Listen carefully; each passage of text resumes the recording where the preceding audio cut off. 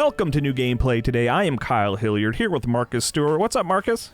Hey, I'm doing well. How are you? I'm doing really well because I got to play Hyperlight Breaker, a game that I am very excited for. I am also excited for this game as a fan of not only Hyperlight Drifter, but also Solar Ash.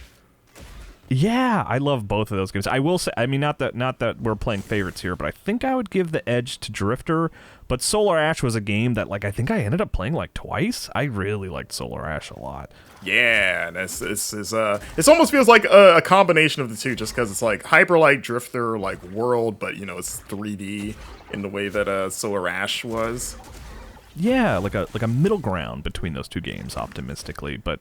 Yeah, so yeah, this is Hyperlight Breaker, and to be clear, I'm not actually playing. This is not my footage of me playing. This is Heart Machine playing, but I did get to play a couple runs with creative director and creator of Hyperlight Drifter and Breaker and Solar Ash and all those games, Alex Preston, kind of on a Discord call with me, sort of answering my questions and sort of walking me through things.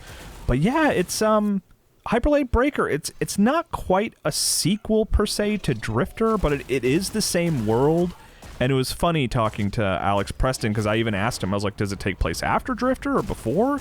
And he didn't have a good answer for me, not because he was being coy necessarily. I guess he was being a little coy, but it was more just like, well, there's not really an answer to that question. Was kind of what he gave me. It's like, yeah, it like, kind of happens like before and after. He's like, why would you ask me that? yeah. So all that said, it's like it sounds like it's like if you're a fan of Drifter, like you and I, like you should be excited about this. But if you never even touched Drifter, there's you don't have to go back and play Drifter. This is a very different game, and frankly, it only takes, I don't know how long this video's been going, 2 minutes. It only takes like 30 seconds to know that it is very different from Drifter because it is a 3D game and it's not a 2D game. Yeah, and so first off the bat, like, how does the game feel? How does the combat feel? Because I think one of the I guess the highlights of Drifter was like, even though it was like a top-down, almost like Zelda-esque game, I thought the sort of like hack and slash combat felt pretty good for what's like normally, I guess, more limiting presentation. How does this feel? This feels good. It's it's not quite as fast-paced as Solar Ash, as a point of example, by design, right? It doesn't feel like, oh, they didn't take lessons from Solar Ash. It feels like the design of the game is more, combat-focused and sort of movement in a small space focused, where Solar Ash was very much like move at high speeds through these big areas. Breaker kind of like feels closer to Drifter, where you move slower, but you have the ability to dash, and that stuff felt good. You actually have a dash button on the right trigger. I was playing on an Xbox controller to just for movement and for getting out of the way of like enemies attacking you and stuff. But you also can press the Y button to do like a combat dash that like closes the gap to enemies.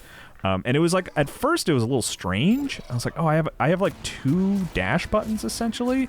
But after, fighting a couple battles, I got the hang of it pretty quickly, because like the right trigger was more for like getting out of the way, and the Y button was more for like keeping up your sort of rhythm of attack. So it worked well. Initially I was kind of like, oh, odd, but it didn't take long for me at all to be like, okay, I like this. I like having 2 separate dashes that each serve unique functions. Yeah, that's cool, and I'm also like happy to see sort of like the traversal mechanics. Like we saw a few times, you pulled out like a hoverboard, and then you've also got a glider. Which this is what modern gaming has done to me, and sort of like poisoning my mind. Where like just seeing you in a big open field with a glider, it's hard not to think of Fortnite immediately. Of like, oh yeah, third-person action game, you got a glider in a really colorful environment. It's like I could see people looking at this being like, oh, is this like a Fortnite thing, or or it's either that or like a Genshin or like survival thing, right? Because everyone puts a glider in those games, and you got to tell them like. I mean, at my point of reference is Breath of the Wild, personally. In terms of like jumping from a high height and like pulling out a glider.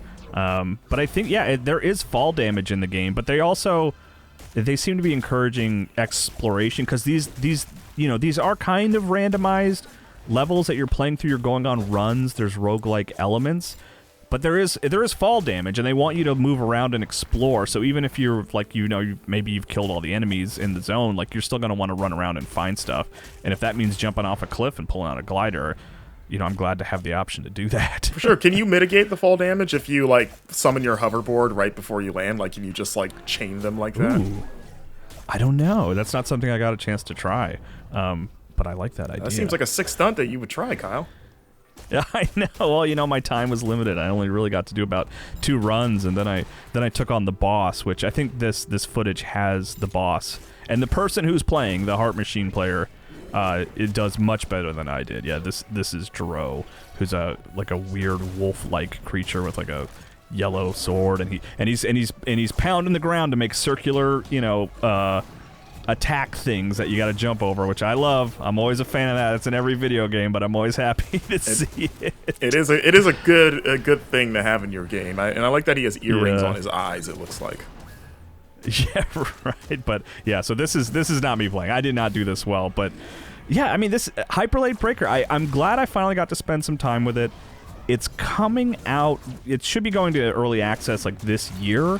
And Marcus, we've talked about it a few times. I'm not the biggest early access guy. Like, I usually wait for 1.0. Same. But this is one that I think I'm gonna dive in and try right when it's available, because I'm very excited for it. And playing it just even quickly recently like made me all the more excited. Yeah, I was gonna say, like, I usually wait for 1.02, but I think this is gonna make me 1.0 play it immediately. That's how we have to end this video, Marcus? That's what you did? That's all I got, man. That's all you got. Well, hey, thanks for taking a look at it with me. That's Hyperlight Breaker, which, like I said, should be in 1.0 soon. Heck yeah, I can't wait.